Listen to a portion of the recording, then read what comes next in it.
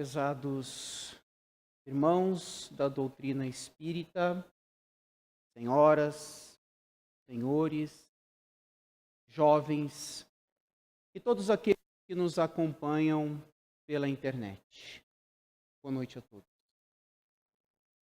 Que Jesus possa nos abraçar na noite de hoje, de tal forma que ao sairmos daqui, sejamos todos em júbilo.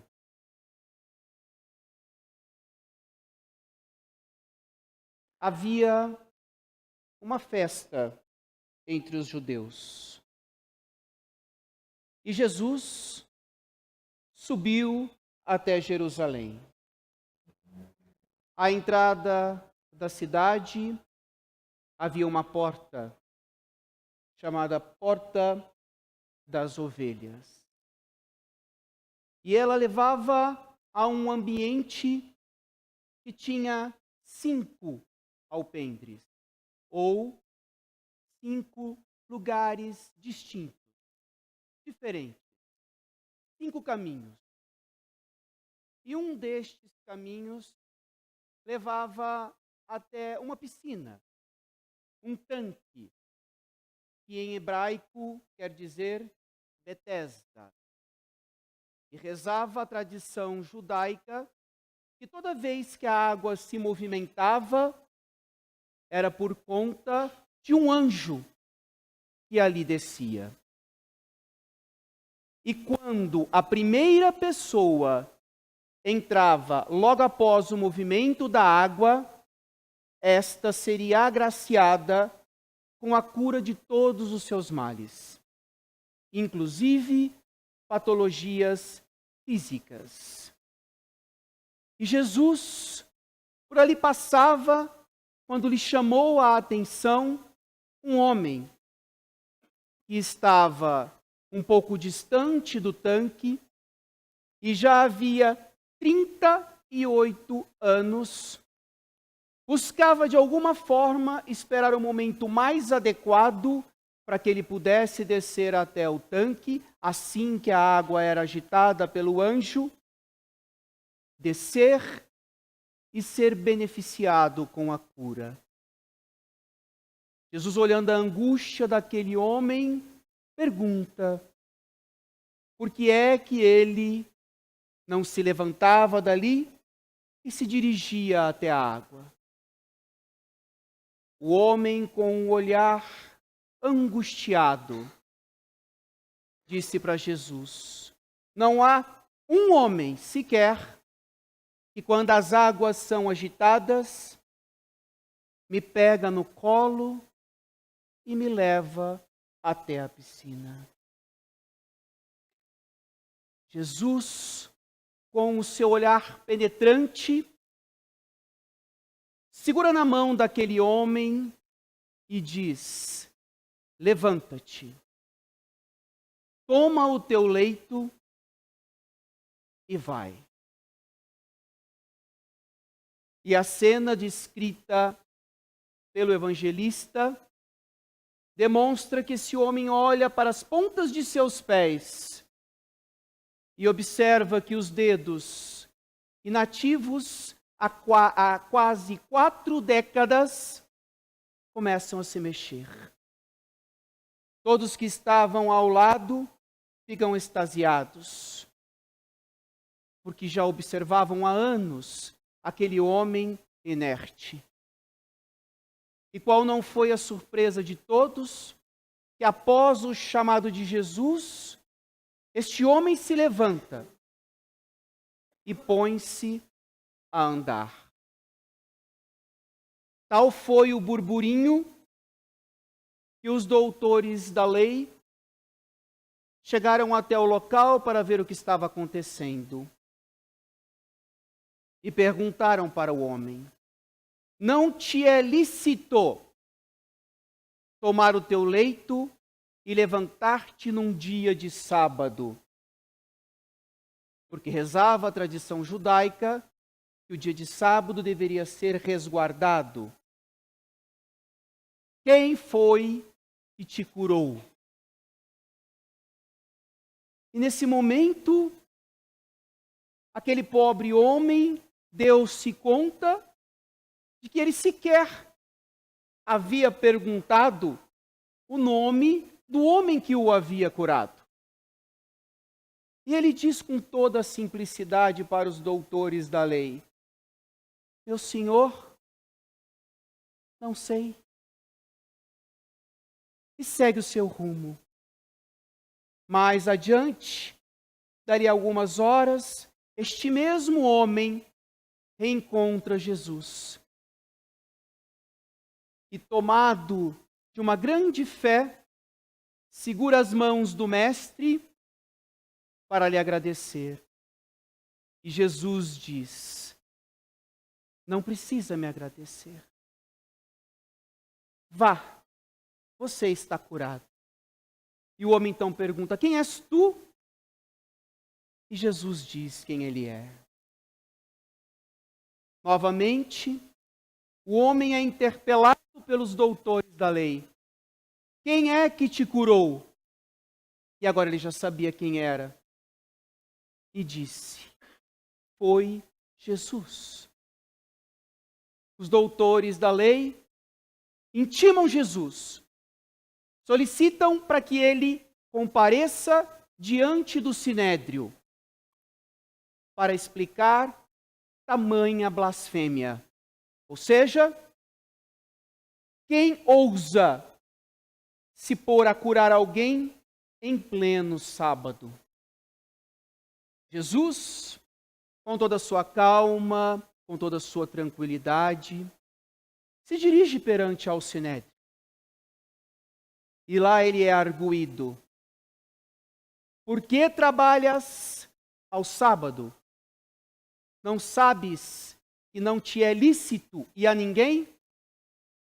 E Jesus dá uma resposta secular: se o meu Pai trabalha todos os dias, por que é que eu não deveria trabalhar também todos os dias?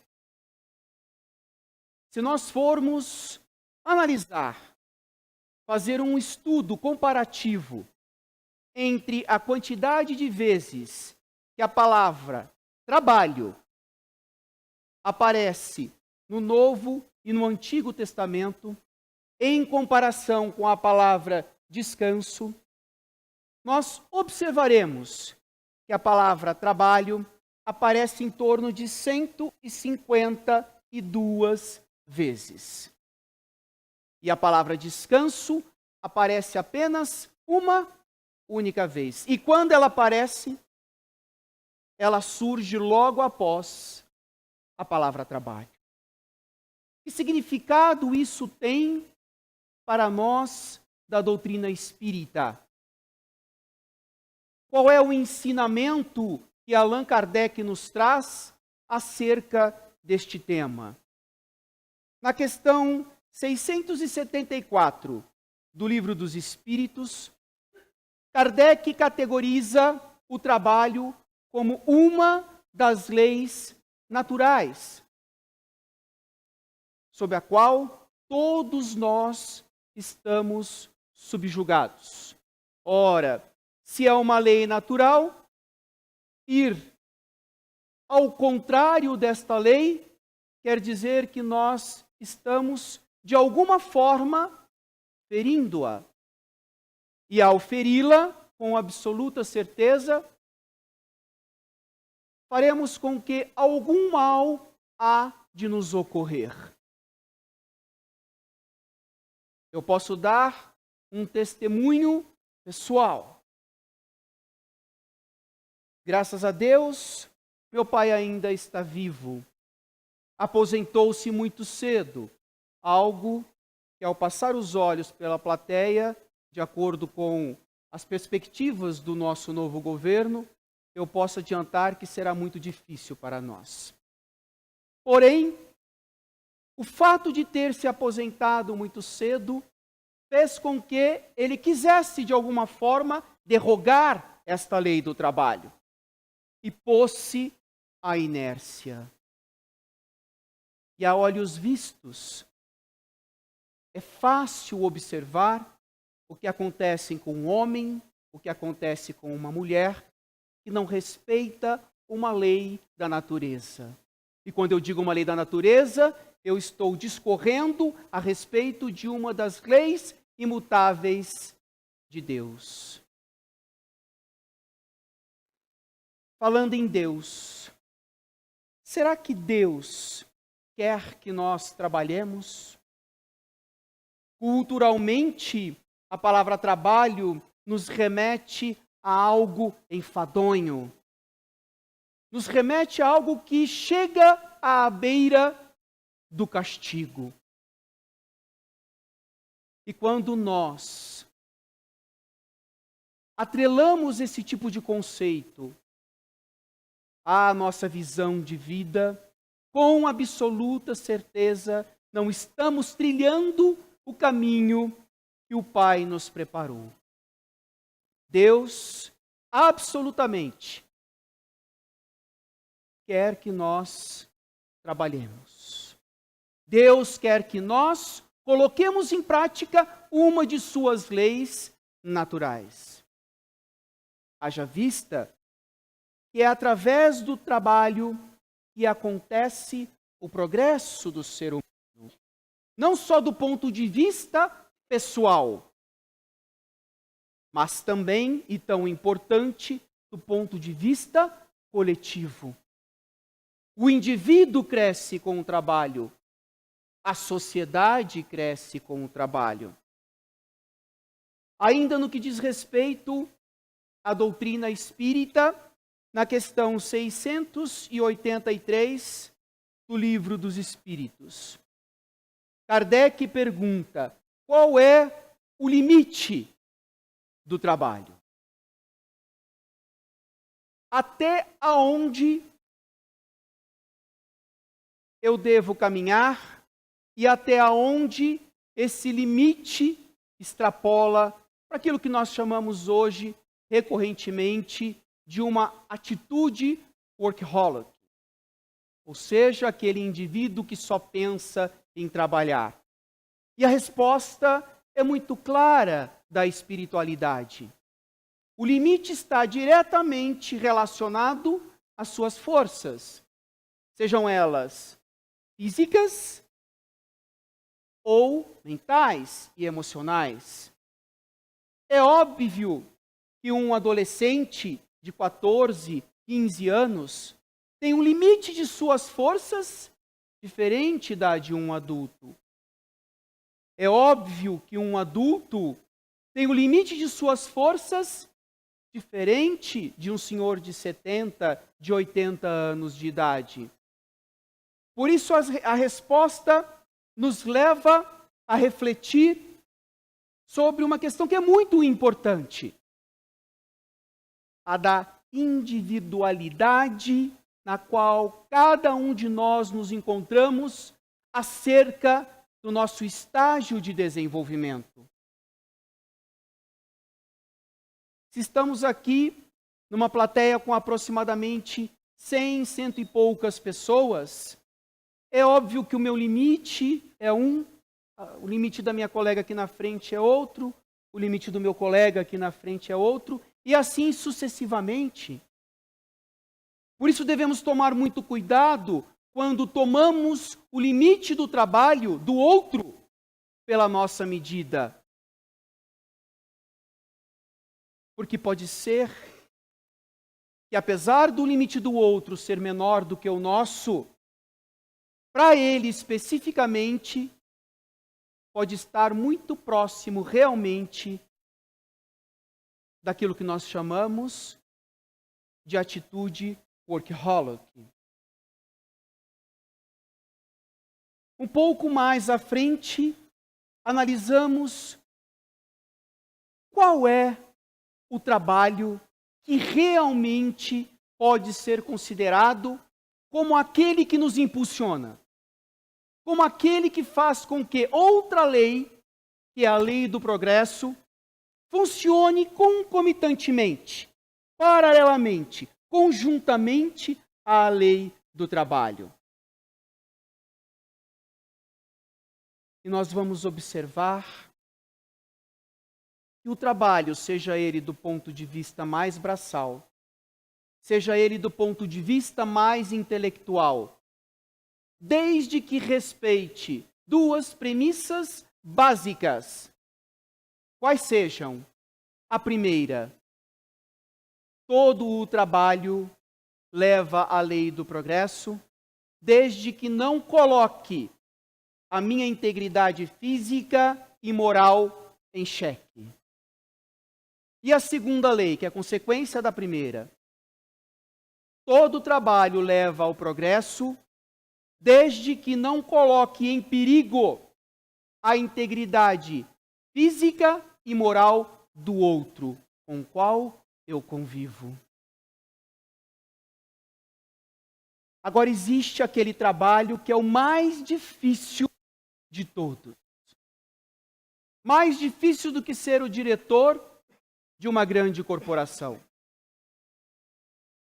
Mais difícil do que ser um gestor de uma grande repartição pública. Porque este trabalho não é de fora para dentro. Este trabalho é intrínseco. Que é o trabalho da nossa reforma íntima. O trabalho da nossa reforma moral. Como é difícil desenvolvermos a plenitude da nossa espiritualidade. Como é difícil hoje sermos melhor do que fomos ontem. Como é difícil amanhã sermos melhor do que somos hoje. Mas há dois conceitos que a psicologia moderna nos traz para sabermos qual é o caminho que devemos seguir para atingirmos este trabalho interior, para conseguirmos êxito ao chegarmos no final da reta desta jornada, olharmos para trás e observarmos que fizemos bem feito o nosso trabalho de desenvolvimento interior. De acordo com o professor João Nogueira, um emérito psicólogo brasileiro, ele diz que, se quisermos trilhar o caminho do pleno desenvolvimento espiritual, nós temos que tomar cuidado para não seguirmos a trilha daquilo que ele chama de desculpability. O que vem a ser, explicando de maneira bem simples, o desculpability na nossa vida, no dia a dia da nossa lida. Um indivíduo que age pautado numa atitude de desculpability é aquele que, quando lhe é dada uma tarefa, ele a executa de tal forma que o resultado final é inferior àquilo que se esperava dele. Vou repetir. O indivíduo que adota uma atitude desculpability é aquele que, quando lhe dada uma tarefa, apresenta um resultado que é inferior àquilo que se esperava dele. Então, se estamos trilhando este caminho, ou conhecemos alguém que trilha este caminho, podem ter certeza que estamos nos afastando do êxito de conquistarmos a nossa reforma íntima. Qual seria o caminho mais adequado, então? O contrário do desculpability, ou seja, o accountability. E poderíamos aqui tecer uma série de personagens da história da humanidade que são exemplos de accountability, independente do credo religioso.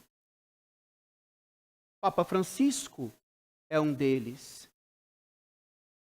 Todos os papas eram conclamados a ir até Jerusalém e fazer uma prece de frente para o Muro das Lamentações. Papa Francisco seguiu este mesmo caminho. O que se esperava dele? Fazer a prece em frente ao Muro das Lamentações. O que é que ele fez? Foi além. O único Papa que deu a volta no muro e a mesma prece que fez do lado de Jerusalém, também fez do lado da Palestina. Um outro exemplo de accountability do Papa Francisco. Todos os papas da Igreja Católica,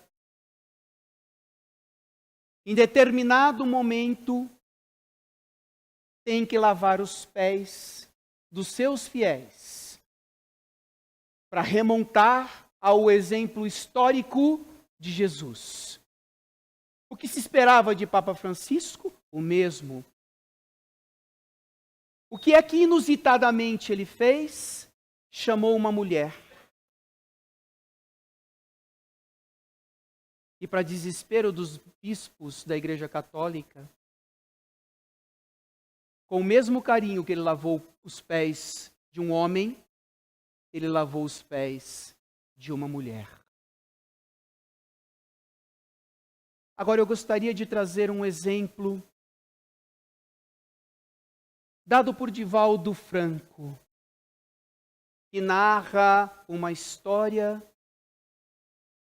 que acontece no interior dos Estados Unidos. Uma mulher com o seu filho de aproximadamente 9 anos de idade estava com o mesmo em seu leito de morte. Acometido pelo câncer. A doença que já corroía todas as entranhas do seu corpo dava sinal de que o garoto não tinha uma sobrevida muito longa. Diante desta realidade, a mulher foi perguntar para os médicos: quanto tempo mais de vida tem o meu filho? Os médicos cabisbaixos olham para a mulher e dão um diagnóstico fatal. O seu filho tem mais 48 horas de vida. A mulher cai de joelhos e começa a chorar copiosamente. Ela levanta as mãos para o céu e roga a Deus: Pai, o que é que eu posso fazer pelo meu filho que o deixe feliz nas próximas 48 horas? E aí lhe ocorre uma ideia. O menino, desde tenra idade, sempre teve um sonho, que era o de ser bombeiro. E apesar da cidade pacata no interior dos Estados Unidos, apesar de pequena, tinha um quartel do Corpo de Bombeiros. Ela vai até a recepção do hospital, pega o telefone e liga. Pede para falar com o comandante. Comandante, o meu filho está no leito de morte. Ele tem mais 2 dias de vida. O sonho dele é ser bombeiro. Haveria a possibilidade do senhor vir até aqui só para conversar um pouquinho com ele? Tenho absoluta certeza que isso faria ele muito feliz. O bombeiro prontamente diz para a mãe: irei, mas farei mais. A janela do quarto em que seu filho está internado dá para a rua? A mulher não entendeu a pergunta, disse sim. Ele falou: então, diga por favor ao hospital que quando ouvirem o barulho do carro do bombeiro chegando, para não se assustar, porque eu vou parar na rua lateral, aonde fica a janela do quarto do seu filho, vou estender a escada Magiro e vou entrar pela janela. A mãe pôs-se a chorar e disse: o senhor faria isto pelo meu filho? E o comandante: pois claro que sim, e farei mais. Levarei comigo 2 soldados, os mais valorosos, aqueles que têm as histórias mais inusitadas para contar. E dali 2 horas, o carro de bombeiros, com a sirene ligada, põe-se do lado da rua na onde ficava a janela do quarto da criança. E o comandante disse para a mãe: não diga nada para o seu filho, vai ser uma surpresa. O comandante, então, faz a escada Magiro se levantar. O menino observa que tem alguma coisa estranha acontecendo. Quando ele menos espera, salta dentro do quarto o comandante e os 2 soldados. O garoto, no primeiro momento, se assusta, puxa a coberta e fala: mamãe, acho que está pegando fogo.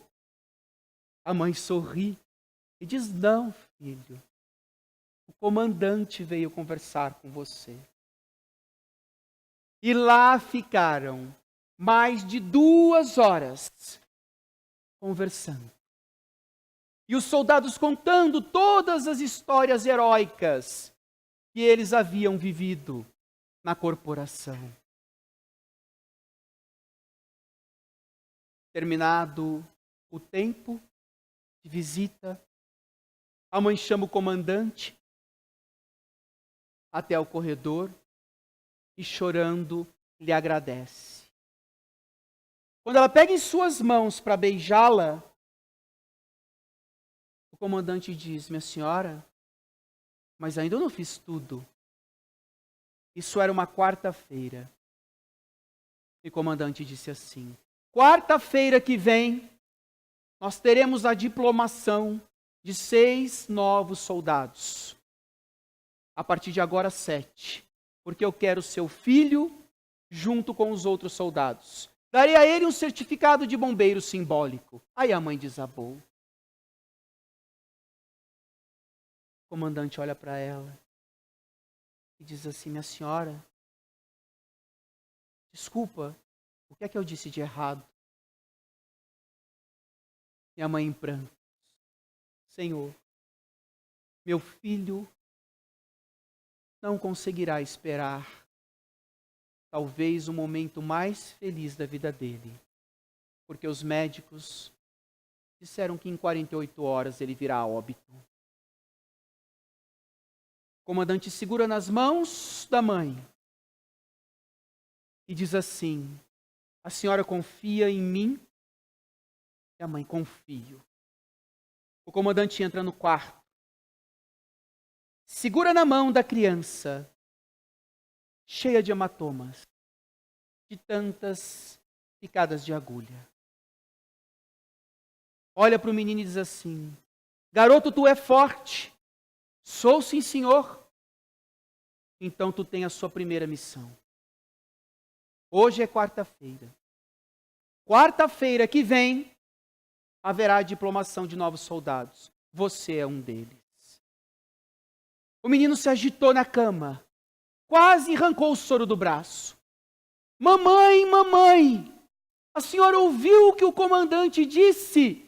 Eu vou ser um bombeiro. Só que o comandante estabeleceu algumas regras. Tem que tomar o remédio direitinho. Tem que descansar o máximo que você puder. Tem que se alimentar direitinho. E você reza. O menino disse: rezo sim, senhor. Então reza em dobro. Passaram-se 2 dias. Passaram-se 3 dias. A junta médica chamou a mãe e disse: mãe, isso é um milagre. Não havia como seu filho sobreviver.